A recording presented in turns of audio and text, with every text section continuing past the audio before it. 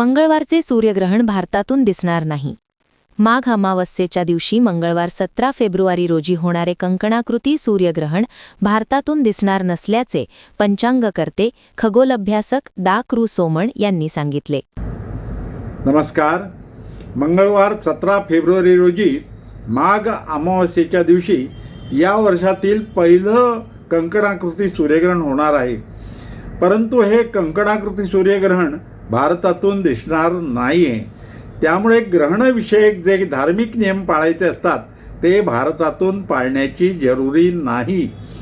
हे कंकणाकृती सूर्यग्रहण आफ्रिका खंडाचा दक्षिण प्रदेश, दक्षिण अमेरिकेचा दक्षिण भाग, अंटार्क्टिका, अटलांटिक, प्रशांत आणि हिंदी महासागर येथून दिसणार आहे.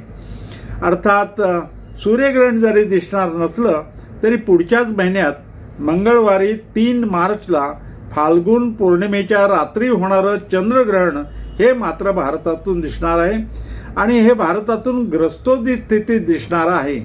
ग्रस्तोदित स्थितीत म्हणजे काय तर ग्रहणातच चंद्र उगवताना दिसणार आहे. तेव्हा कंकणाकृती सूर्यग्रहण 3 मार्च पाहायला विसरू नका. धन्यवाद. हे सूर्यग्रहण आफ्रिका खंडाचा दक्षिण प्रदेश, दक्षिण अमेरिकेचा दक्षिण प्रदेश, अंटार्क्टिका, अटलांटिक महासागर, प्रशांत महासागर आणि हिंदी महासागर येथून दिसणार आहे.